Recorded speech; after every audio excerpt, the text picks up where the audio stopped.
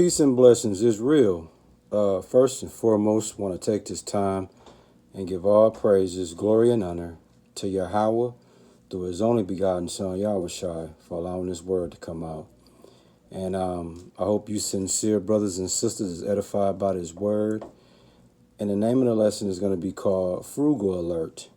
If you're not saving your money, you will drown when that financial hurricane storm comes. That's right. I'm going to say it again, man. The name of the word tonight is going to be Frugal Alert. If you're not saving your money, you will drown when that financial hurricane storm comes. That's right, man. In tonight's word, man, we're going to speak about financial wisdom. Okay? And a lot of you people will be edified tonight, man. This is a cold-blooded word, man. And what I want to speak about is, let me just start it off like this. What you see on the screen is the national debt clock. Okay? And as of today, America is $28 trillion in debt, which averaged to $86,249 per person. That's the average debt per person is $86,000. Okay? When you factor in credit cards and student loans and all type of debt, the average debt is $86,000. And in America we're $28 trillion in debt. Now I want you to pause for a minute and really think about what you're seeing on the screen. So what am I saying, brothers and sisters? People out here spending money like crazy. You have extreme careless spending of money. And what's happening is today, people are being misled to spend their money. Why? Because so much money is being thrown around. People out here spending. And that's not what we ought to be doing in a time like now. In Ecclesiastes 7 and 12, it tells you money is a defense. Money is a weapon, brothers and sisters. It's a defense. It's a weapon. And when that financial hurricane storm comes, what you want to have is a defense to defend that hurricane storm, a weapon to defend that. You see? We should be saving our money today and not spending our money. You got many people out here that's in financial hardship, many people that's dealing with financial crisis, financial struggles. Why? Because they're not being financially disciplined. You see? In Ecclesiastes, man, chapter 11, it tells you to invest your money. In Ecclesiastes 11 and 2, it tells you, divide your investments among many places, for you do not know what risk might lie ahead. You see that? And I took heed of that a long time ago, man. Okay? You want to have different avenues of income as much as possible, man. At once upon a time, I had 5 different streams of income. Now I only have 3, really 2 streams of income. But what am I saying, man? Invest your money in many places, man, for you do not know what risk might lie ahead. You see? Let me tell you a story, man. I just, part of my business, my own business is I deal with real estate. And I contacted this guy about his property. He was a motivated seller, and I had called him and I talked to him to see if he was see how motivated was he to sell his property. Come to find out, his property had burned down. So when I talked to him, he said, "Hey man, I don't have my property no more. It burned down, but I still have the land to the property." And you know what? I negotiated a deal and I got that land for $500. Do you know that land is worth $17,000? You see? So that's an example of how you divide your investments in many places, man. Cold-blooded, y'all. What we should have today, you should have bail money, emergency money, and rainy day money. That should be put up. And without bail money, without emergency money, without rainy day money, you're going to be doomed. When it comes to bail money for yourself or your closest loved one, get in trouble. And that bail money allows them to get out of jail versus sitting in there over the weekend or versus sitting in there 4 or 5 days before you get a court date and whatnot. But when you got bail money, you can get them out of jail the same day, as long as they're not dealing with no felonies or felony charge. Emergency money. Things happen, whether it's something wrong with the house, something wrong with the car. That's emergency money. You know, one of your siblings or one of your parents or one of your closest friends or whatnot run into a financial jam, you have that money to help them out. And then, of course, rainy day money. Okay, rainy day money is when all hell falls through. Okay, you done lost your job or the job or business you work for closed down suddenly, and you got bills and stuff that you still got to pay. That's where your rainy day money comes in to help you survive. You see? And I'm going to tell you like this, you brothers and sisters, man. Y'all better purchase you some financial protection, a.k.a. flood insurance. The flood insurance I'm talking about is emergency money to help you survive.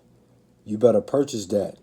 And also, you better purchase you an umbrella, which is better known as a safe net. Because when it rains, it pours.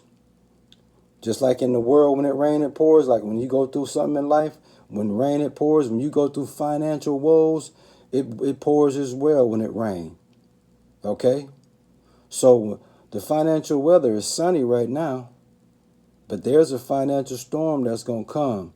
So be good and ready to deal with it. Because if you're not, you're going to get soaking wet and potentially drown. I hope you sincere brothers and sisters is really paying attention to what I'm saying in this word, man. What's the name of the lesson, man? Frugal alert. If you're not saving your money, you will drown when that financial hurricane storm comes, man. And that's facts. Facts. You sincere brothers and sisters, you got to listen up, man. Stop buying all these materialistic things, man. And stop taking all these trips, man. Put that money up. You got to learn how to be frugal. Okay? And I'm going to teach you how to learn. I'm going to show you how you live frugal. Or I'm going to show you how you become frugal. You have to live like you don't have any money. And to have money today, you have to act like you don't have any, man. What do you see on the screen? The national debt clock says we are 28 trillion in debt, with the average person debt of $86,000. So that's proof right there. We shouldn't be spending no money. We should be trying to save as much as we can. I'm going to put it to you like this. Let's say you get paid. You have a job and you get paid. Let's say you make $1,000 every 2 weeks after taxes, right? What you're supposed to do before you do anything is pay yourself 10%. So you take $100 and you put it in a shoebox or a little safe box, okay? And then the other 70%, you pay your bills and expenses. And that other 20%, you invest it. You invest that. So you take $200 of that and you invest it in stocks, bonds, artwork, coins, things that appreciate value. You invest in that. And over a period of time, man, you'll start financially building protection. Because if you pay yourself 10% and you bring home $2,000 a month, you're going to put up $200 a month. Over a year, that's $2,400. $2,400 just paying yourself 10%. You see that? And then you take another what's that? You take another 4,000 and invest, because you invest in you paying yourself $100 every time you get paid. You paying yourself $100, and at the same time you investing $200. So that's $400 you're able to invest. So imagine, man, you invest $400 and you get $800, and you just keep repeating whatever that is. Like myself, I looked up on a piece of land for $500, man, and today it's worth 17 G's. So what am I saying, y'all? We should be saving our money, not spending it. And as blacks, we were not taught about finances and money management. That's why a lot of us are financially ruined. That's why a lot of us are broke today, man. We got the fancy clothes, the fancy cars, the jewels and all that, but we ain't even got $500 in our savings account. Sad, man. What people always say, well, you can't die with it. That is one of the most asinine statements I ever heard. What about generational wealth? What about your kids? Because that's really what you're trying to do. That's what you're financially doing. You know, you setting up generations among generations to be financially secure. You dig? Just like life insurance, the same thing, man. Something happened to me, man. My daughter's straight. You know what I'm saying? She's straight. She ain't got to work a day in her life. My granddaughter ain't got to work a day in her life, man. You know? These are just examples. I'm just showing you the many examples, man, of how you can get ahead, man. You can go get you a $1 million life insurance policy. Do you know that $1 million life insurance policy, you just added $1 million to your net worth? So if you only got $100 in the bank, when you go get $1 million policy on yourself, you just increased your net worth to $1.1 million. You see that? So, you know what I'm saying? I'm not going to tell you what I'm worth, but let's just say this. I'm worth a whole lot more dead than I am alive. A whole lot more. I'm worth a whole lot more dead than I am alive. You see? And that's how you're supposed to do it. So if something happened to me, those that's closest to me, okay, it's going to be okay. You see? So what am I saying, y'all? Hey, this is a frugal alert. If you're not saving your money, you will drown when that financial hurricane storm comes, man. I'm just telling you. Stop buying all these materialistic things. Stop taking these trips, man. And listen, don't get it twisted. I love materials too. I love materialistic things. But at the same time, I like having a weapon. I like having a financial weapon too. I like having financial defense too. Yeah. So at the end of the day, y'all, a lot of us are struggling because we want to. I know people that make damn good money.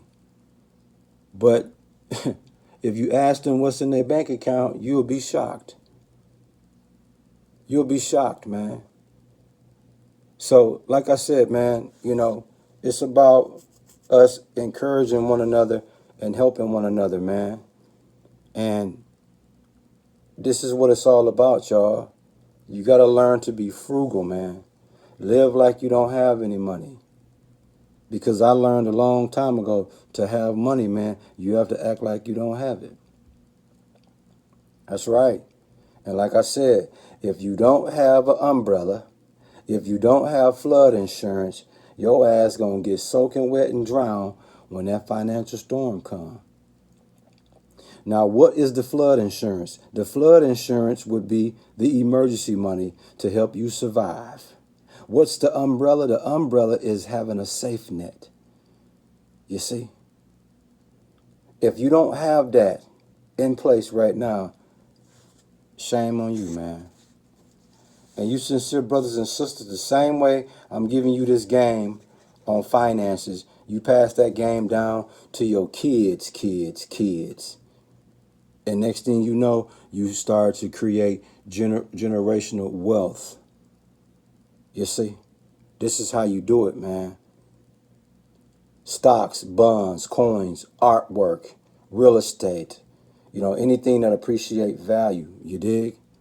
We need to be doing that.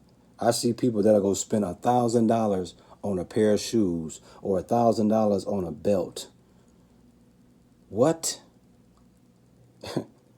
Why spend 1,000 when you can take that same 1,000 and turn it into 2,000 and turn it into 4,000 and turn it into 8,000 and turn it into 16,000. That's right, man. Money is a defense. Money is a weapon. And like I said, we should be saving our money, not spending it. And Ecclesiastes 7:12 told you money is a defense. Money is a weapon. And in Ecclesiastes 11:2, it tells you to divide your investment among many places, for you do not know what risk might lie ahead. We are in debt, y'all. So don't be misled by all this money being thrown around. Yeah, people making plenty money, all these opportunities to make money, and everybody's spending it as soon as they get it. Pay me to be your money management coach, and I'll make sure you keep 80% of your money every year. If you take home $50,000 a year after taxes, if you take home $50,000 a year after taxes and paying your bills, let's just say at the end of the year, okay, let's say all you do is pay your bills, right? You pay your bills and your necessities. I'll make sure you see at least 80% of your money. So if you make $100,000 a year, right? And after you paying your bills for the year and taxes and all that, 30,000 is what you'll have left over. I'm gonna make sure you got that. You got people that'll make 100,000 a year, and 60,000 of it is for bills and necessities and all of that, and they'll blow through that other 40,000. And when you ask them, "Hey, bro, how much you make this year?"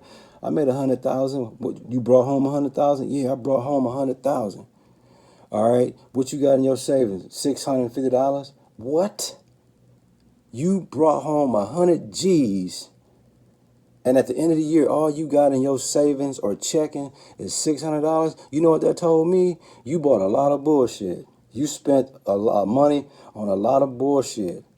I bet you I look in your closet, I'll see where that money went. I can look in your driveway. I can look all in your house. I can look at the jewelry and all this stuff that you bought that have no value to it, and that's where your money went.